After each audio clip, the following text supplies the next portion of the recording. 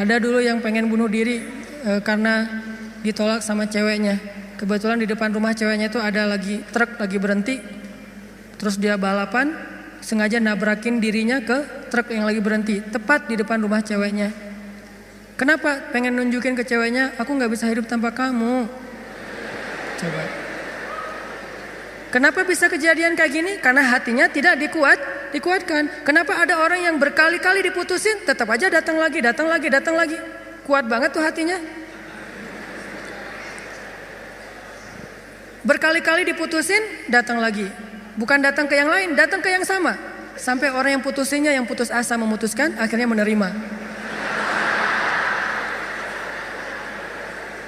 Nah, di sini berarti bukan soal layak dan tidak, soal siapa yang paling sabar ya. Kan kata Umar bin Khattab, rahasia kemenangan dalam satu pertarungan, ini yang ngomong jawaranya ya, Umar bukan saya. Kalau saya mungkin bukan petarung, kalau Umar kan petarung. Dia ngomong apa? Rahasia kemenangan dalam satu pertarungan bukan teknik, bukan kekuatan fisik, tapi ketahanan, kesabaran. Siapa yang paling sabar, dia yang akan menang. Siapa yang paling sabar sampai ronde 10, maka dialah yang menang. Begitu juga dalam kehidupan, siapa yang paling kuat, dialah yang akan sukses, yang paling sabar. Ternyata kadang Allah menolong kita bukan dengan cara buat hidup kita gak ada masalah. Justru kadang masalah itu kuliah buat kita. Masalah itu nyantri buat kita. Masalah itu kursus buat kita, biar kita mengerti kebaikan. Mengerti artinya menjadi orang yang tangguh. Tapi Allah kuatkan hati kita, sehingga kita berbaik sangka. Ihfazillah yahfazka. Jaga Allah, Allah jaga kamu. Berbaik sangka kepada Allah. Misalnya lagi ada musibah, oh kayaknya Allah mau ganti yang lebih baik nih. Kayak gitu. Ada musibah langsung berbaik sangka, Allah mau ganti yang lebih baik. Istri saya tuh salah satunya, dan beliau aktivis mengurus pasien-pasien kanker yang kurang mampu di Bandung. Jadi kita punya namanya rumah teduh, menampung ada sekitar 6 rumah, menampung lebih dari 70 pasien, termasuk ada yang dari Garut, dari Tasik, dari pelosok-pelosok, bahkan ada yang dari Garut bagian selatan yang kemarin sempat kita anterin, udah meninggal pakai ambulan. Dari Bandung ke rumahnya itu 12 jam.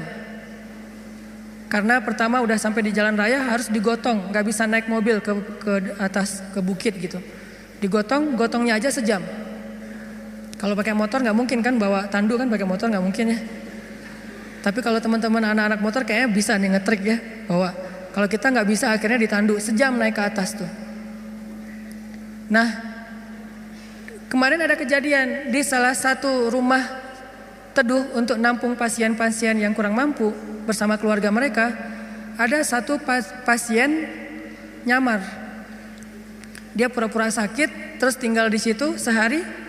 Tiba-tiba malam hari dia hilang, semua HP keluarga pasien diambil, dibawa lari. Mencuri HP pasien kanker kurang mampu, coba kurang apa dosanya tuh? Mencuri HP, nyopet HP orang di mall masih mending, dosa lah ya. Tapi nggak dosa segede itu ya, nggak berlipat-lipat. Ini dosanya apa? Mencopet, mengambil HP keluarga pasien kanker kurang mampu, yang di HP itu satu-satunya alat untuk komunikasi ngurus pengobatannya. Kita nelpon mereka juga di situ, nelpon dokter lewat HP itu, diambil sama dia. Hilang sekitar 5 HP, 5 pasien. Langsung kita coba snapgram di sosial media. Dalam hitungan jam Allah ganti HP yang lebih bagus, jumlahnya 2 kali lipat. Itu juga kita stop, kalau enggak mungkin 10 kali lipat jumlahnya, bisa jualan HP itu.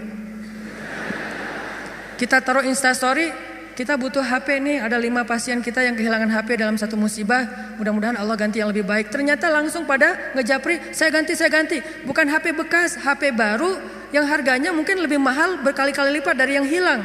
Dan jumlahnya berkali lipat dari yang hilang. Hilang 5, yang udah terkumpul dalam hitungan 1 jam 10. Itu langsung kita stop, kalau enggak bisa 100 tuh. Lumayan kan, bisa buka lapak lagi tuh. Nah ternyata benar, kalau kita berprasangka baik ke Allah, akhirnya mereka pas dikasih HP yang baru bingung, Pak ini gimana cara memakainya nih? Karena HP yang mereka selama ini kan yang HP hitam putih yang agak gede yang bisa ngelemparin maling ya. Sekarang HP-nya slim, warna, bisa selfie, Mudah-mudahan sih nggak sibuk selfie ya. Nah alhamdulillah dikasih yang lebih baik. Coba berprasangka aja sama Allah. Dan itu mudah banget bagi Allah. Saya juga pernah hilang HP. Malam-malam mau ada acara tahajud bareng. Bangun tidur karena udah telat bangunnya. Acara tahajud jam 2, saya bangun di rumah jam 2. Kan telat banget tuh berangkat ke tempat masjidnya setengah jam paling cepat. Akhirnya karena panik saya ambil HP jatuh. Pas jatuhnya itu bagian layarnya langsung pecah, gak bisa lagi dipakai digit. Wah HP saya hilang, langsung doa Allahumma ajurni fi musibati wakhluf li khairam minha. Ya Allah beri saya pahala dalam musibah saya, beri saya ganti yang lebih baik darinya. Waktu itu HP saya HP harga 2 juta. Paginya jam 10 pagi Allah ganti dengan Samsung Note 5 yang waktu itu harganya masih 10 juta. Coba langsung cash langsung dikasih sama Allah. Gimana caranya? Allah yang punya cara. Dan kita nggak harus tahu caranya karena ayatnya juga wa yarzuqhu min haitsu la yahtasib. Dari jalan yang Allah yang kalian tuh nggak pernah duga. Prasangka baik sama Allah. Ditolak, oh berarti akan diberikan yang lebih baik dari ini. Ditolak lagi, oh berarti lebih baik lagi. Cari lagi yang lebih baik, ditolak lagi. Makanya nyarinya yang terbaik. Begitu ditolak, Allah berarti akan menggantikan yang lebih baik dari dia. Itu ada cewek, Masya Allah, berhijab, hafal Al-Quran, juz 30. Lancar.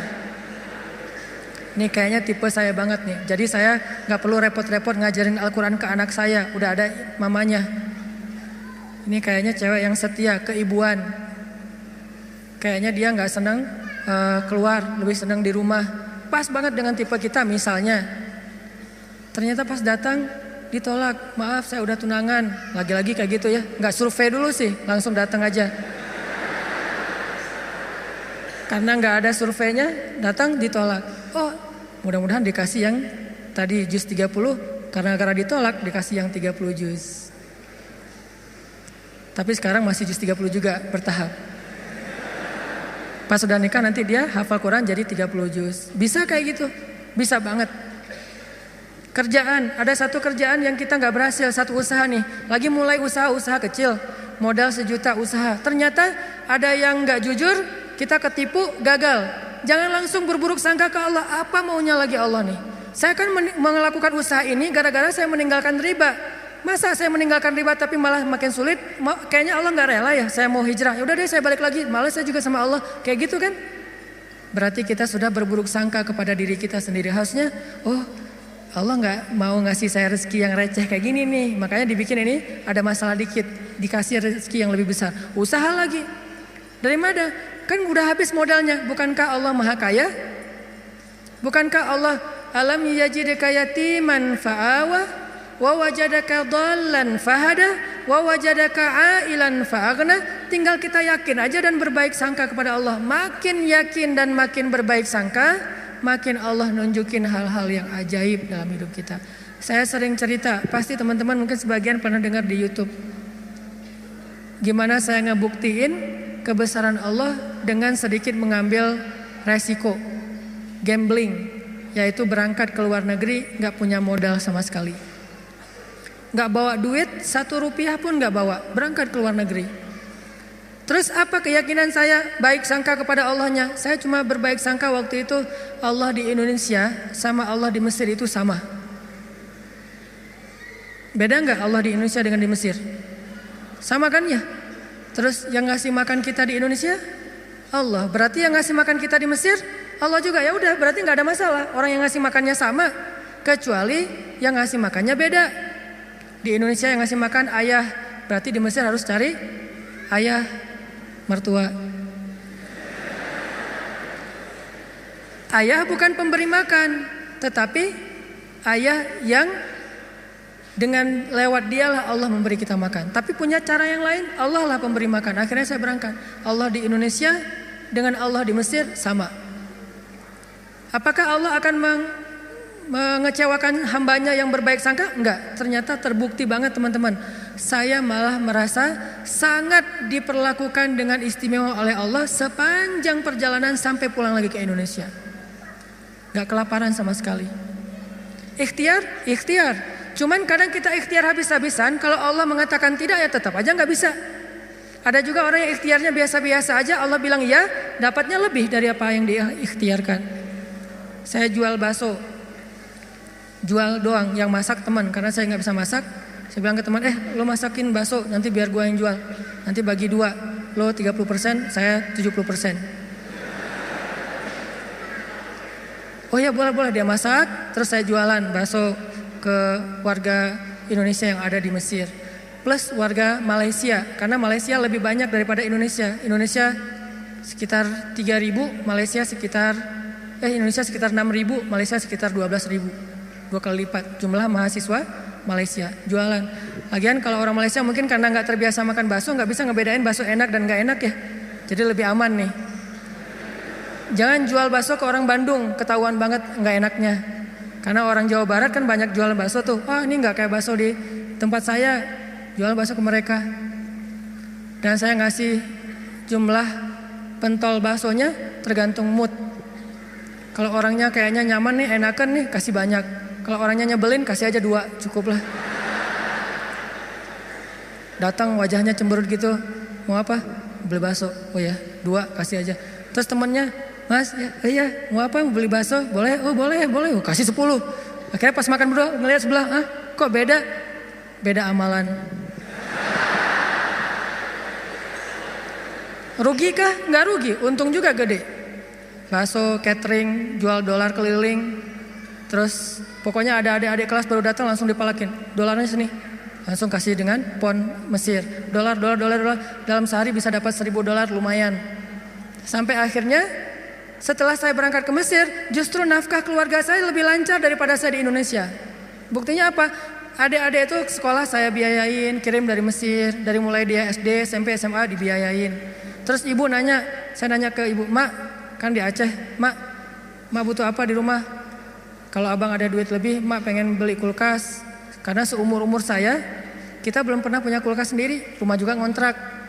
Kalau Ramadan itu ngambil es dari rumah tetangga. Nah ini mau Ramadan nih, pengen punya kulkas sendiri. Oh boleh Mak, berapa aja lah. Yang 5 juta juga gak apa-apa kata Mak. Kemahalan. Akhirnya saya kirim 1,5 juta beli kulkas yang 1 pintu, yang kecil. Bahagia. Mak butuh apa lagi? Ya ini adik-adik baju lebaran belum dibeli, kirim baju lebaran. Mak butuh apa lagi? Ini uang kontrakan bulan ini belum bayar, kirim. Ternyata benar kalau kita berbaik sangka ke Allah sekali, Allah akan ngebalesnya minimal 10 kali. Sampai menikah di sana, punya anak di sana, pulang ke Indonesia. Saya sering gambling dengan cara berbaik sangka kepada Allah. Tapi jangan gambling sesuatu yang Allah gak janjikan ya. Saya berbaik sangka ke Allah, berdiri aja di rel kereta, pasti gak akan ditabrak lah. Allah gak pernah bilang siapa yang berdiri di rel kereta akan aku tolong dan tidak akan ditabrak. Gak ada janji Allah kayak gitu. Ada gitu ayatnya. Coba gambling ke yang ada ayatnya. Siapa yang bertakwa pasti akan aku kasih jalan keluar. Siapa yang bersabar pasti aku berikan pertolongan. Siapa yang sholat pasti aku akan membantu dia. Yang Allah udah janjiin, maka gamblinglah dengan hal itu. Ambillah resiko dengan janji-janji itu. Tapi kalau Allah gak ngejanjiin apa-apa, jangan ambil resiko. Karena Allah juga gak punya perjanjian. Siapa yang loncat dari tower pasti akan selamat. Gak ada ayatnya, gak ada hadisnya. Siapa yang minum racun gak apa-apa. Karena dia minum racunnya ikhlas. Gak ada minum racun ikhlas. Ini teman-teman, berbaik sangka kepada Allah, maka kita gak bakalan kecewa. Ada masalah apa aja, balikin lagi ke Allah. Oh ini kayaknya Allah pengen ngasih kebaikan. Yang baik-baik aja yang dipikirin tentang Allah.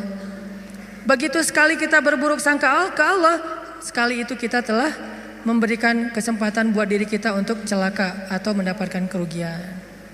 Aku tergantung prasangka hambaku kepadaku.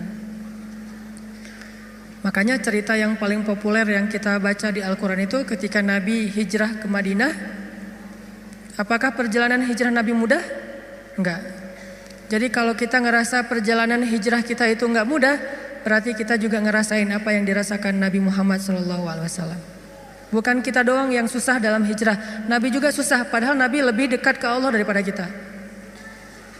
Yang mudah itu siapa? Umar. Itu hijrah yang paling mudah. Sebelum hijrah, posting dulu. Besok mau hijrah, hari ini posting. Captionnya apa? Wahai orang-orang Quraisy, ketahuilah bahwa saya besok bakalan hijrah. Siapa yang pengen istrinya jadi janda, anaknya jadi yatim, tunggu saya di balik bukit itu. Langsung share location, bukit yang mana. Umar tuh yang posting dulu, gak ada yang berani nge-like coba. Sepi aja tuh postingan Umar yang paling sepi itu. Gak ada yang berani nge-like, gak ada yang berani komen. Diam aja, anteng. Besoknya Umar hijrah, ada nggak yang berani nungguin Umar di luar kota? Nggak ada. Yang berani mencegat Umar? Nggak ada. Karena mencegat Umar sama aja dengan bunuh diri. Ada 2 orang yang nggak berani dicegat di Quraisy tuh, Umar sama Hamzah. Sedangkan Rasul dan Abu Bakar orang yang dianggap lemah. Walaupun sebetulnya Nabi kuat, cuman nggak pernah bertarung, nggak pernah mukul orang sehingga nggak ditakuti. Kalau adu kekuatan pasti Nabi itu paling kuat, cuma kan nggak pernah mukulin orang, sehingga dianggap ini mah orang nggak menakutkan. Kalau Umar kan sering mukul orang, bukan sering, hobi itu. Sebelum hijrah, hobi mukul orang. Sama kayak Nabi Musa, hobi noel orang, noel aja mati. Lu apaan sih? Mati. Kan orang Kipti kan ditoel sama Nabi Musa, belum diapa-apain, baru ditakol dikit lah, udah mati. Ini Umar. Paling gampang hijrah itu Umar. Sedangkan Nabi sendiri yang lebih soleh daripada Umar, susah hijrahnya. Harus sembunyi-sembunyi, harus diam-diam, harus ngambil arah yang berlawanan dari kota Madinah. Kota Madinah ke sebelah sini, Nabi malah perginya ke sebelah sini. Bukan mendekat, malah menjauh dari Madinah. Terus masuk ke dalam sebuah lubang, bukan goa, lubang kecil, namanya di atas Jabal Sur, sehingga disebut dengan Gua Sur. Sembunyi berdua sama Abu Bakar di situ nyumput. Ketahuan juga tuh takdir Allah. Kenapa Allah nggak buat orang-orang menjauh biar Abu Bakar dengan Rasulullah itu enak di dalam tempat itu, nggak ada yang ganggu. Sengaja Allah bikin skenarionya kayak gitu. Untuk apa? Untuk tunjukkan bahwa Allah Maha Kuasa. Buat orang yang beriman itu nggak ngaruh. Mau kayak gimana juga sulitnya nggak ngaruh. Yang penting Allah ridho, itu aja yang penting. Yang penting Allah bersama kita. Cuma itu yang penting.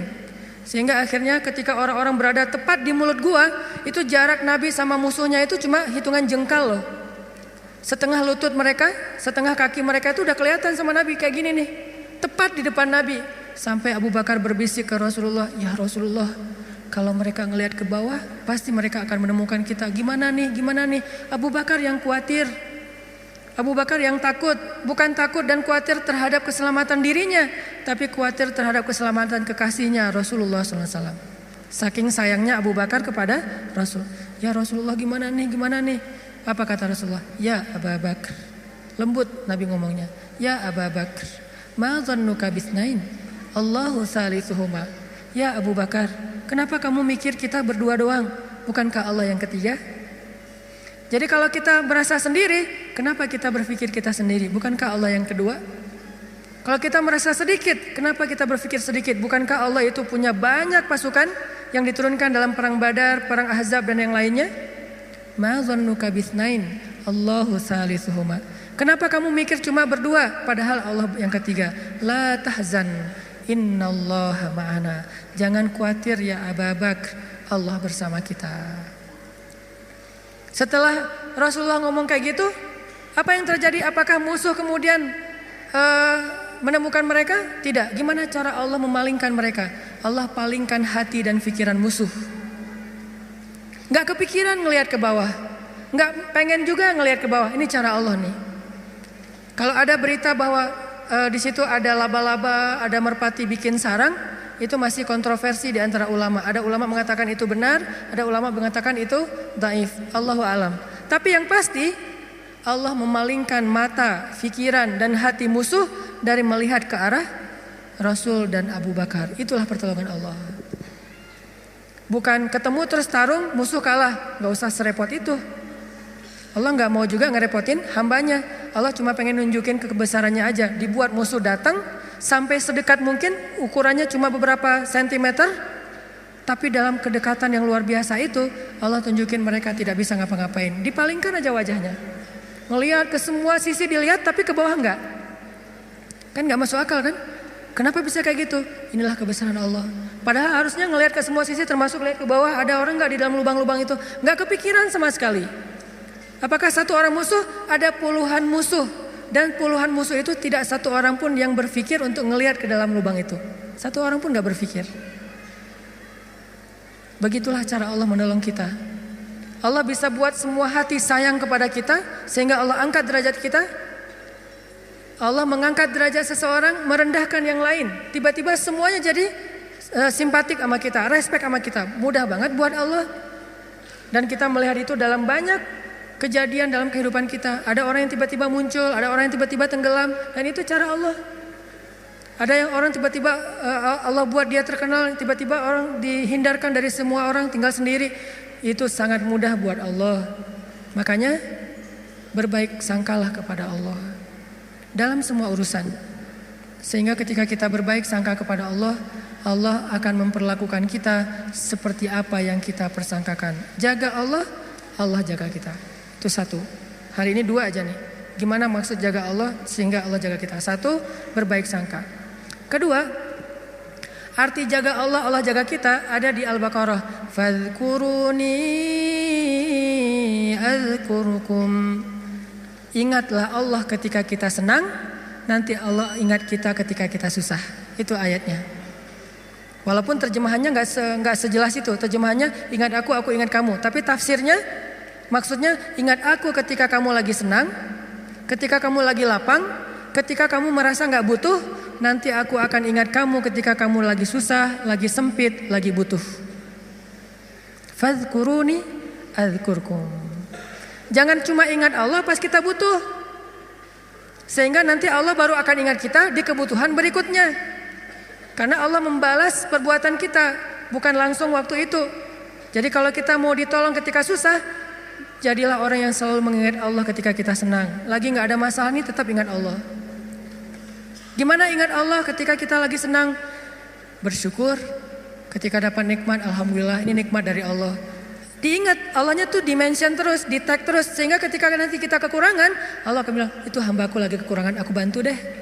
Karena ketika aku kasih dia nikmat, dia ingat aku. Begitu dia punya masalah, aku akan ingat dia.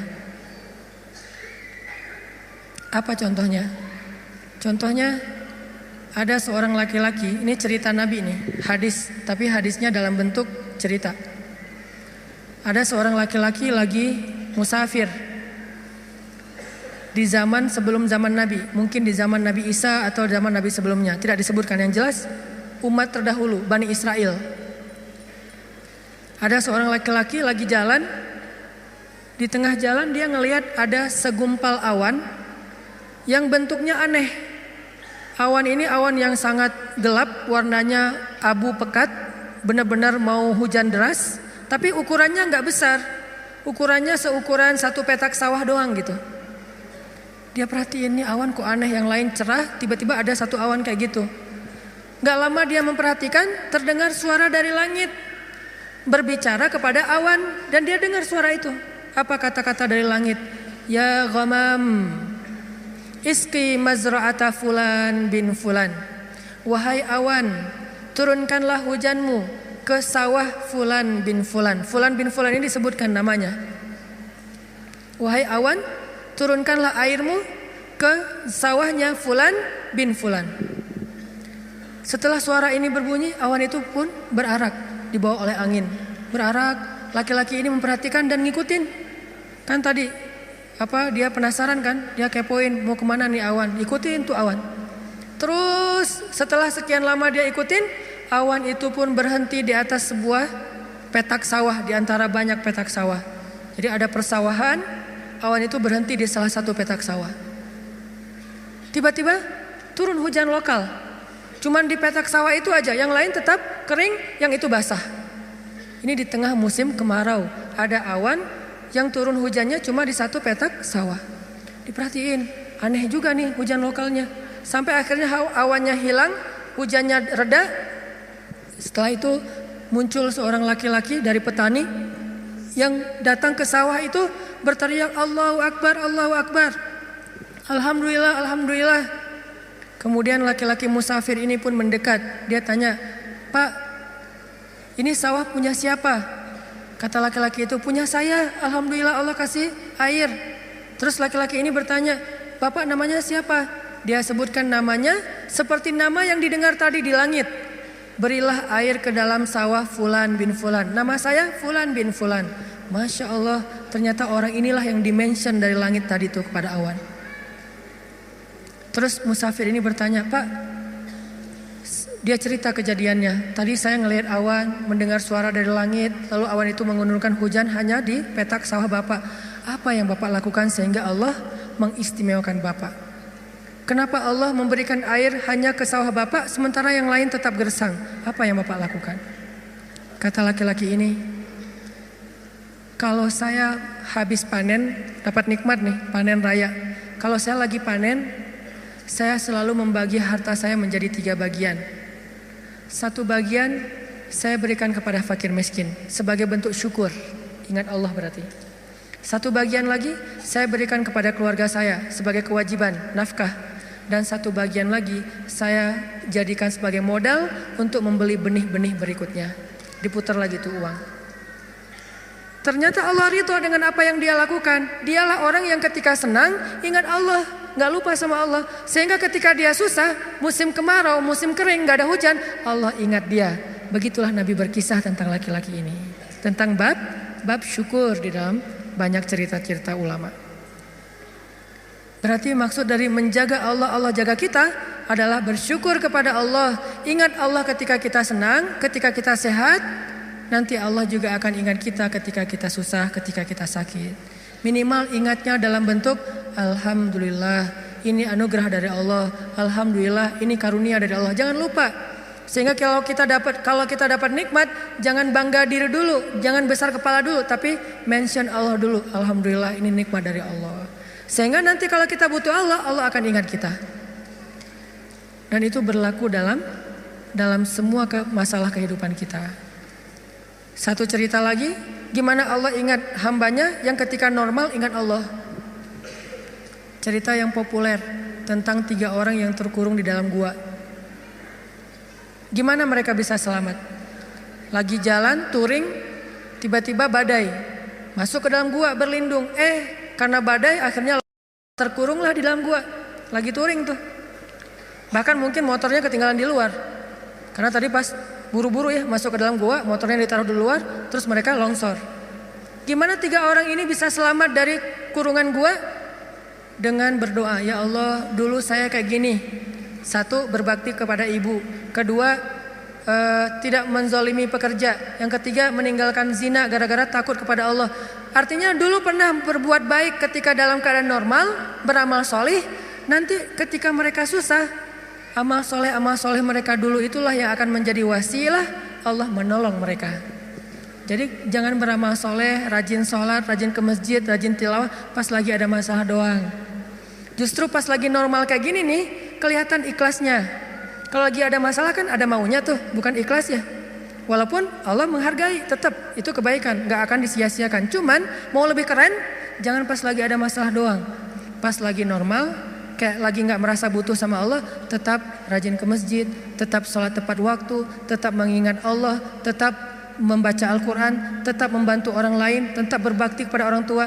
Sehingga kalau kita ingat Allah ketika kita lagi normal, lagi susah, lagi suka, lagi lapang, nanti Allah Subhanahu wa Ta'ala akan mengingat kita ketika kita lagi susah dan lagi sempit. Itulah yang terjadi dalam banyak kisah-kisah yang diceritakan oleh Nabi. Mudah-mudahan ini bisa jadi booster buat kita teman-teman. Kesimpulannya satu-satunya berbuat baik atau habis-habisan yang gak bakalan dikecewain itu adalah habis-habisan kepada Allah. PDKT yang gak bakalan kecewa itu PDKT-nya kepada Allah. Telepon yang gak bakalan di-reject itu telepon Allah. Japri yang gak bakalan diantepin, japri ke Allah. Satu-satunya. Kalau yang lain bisa aja kita dicuekin. Kenapa? Mungkin dia sibuk, mungkin dia lupa, mungkin. Tapi kalau Allah enggak. Kedua, maka dari itu coba kita jaga hubungan kita dengan Allah.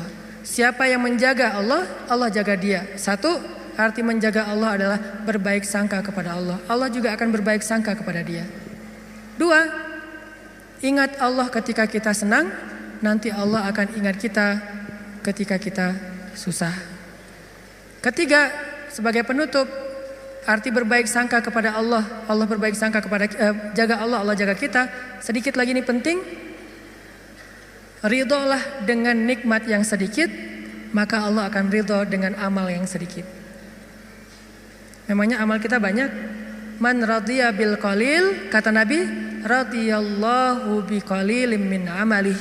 Siapa yang ridho dengan nikmat Allah yang sedikit, menurut dia sedikit, maka nanti Allah juga akan ridho dengan amalnya yang sedikit. Salat kita yang pas-pasan, ibadah kita yang pas-pasan, tilawah kita yang pas-pasan, Allah ridho. Kenapa Allah ridho? Padahal cuma pas-pasan, karena kita juga ridho dengan nikmat Allah di dalam kehidupan kita yang kadang menurut kita sedikit, padahal sesungguhnya banyak. Mudah-mudahan ini jadi penyemangat buat kita untuk terus mendekat kepada Allah Subhanahu Wa Taala. Jangan kecewain Allah, maka Allah gak bakalan ngecewain kita. Kenyataannya sering kita ngecewain Allah, Allah juga belum ngecewain kita. Tapi Allah punya batasan. Kalau kita terus-terusan kayak gitu, nanti akan datang janji Allah membalas suatu keburukan sesuai dengan perbuatan yang buruk itu. Nauzubillahi min dzalik. Barakallahu li wa lakum. Wassalamualaikum warahmatullahi wabarakatuh.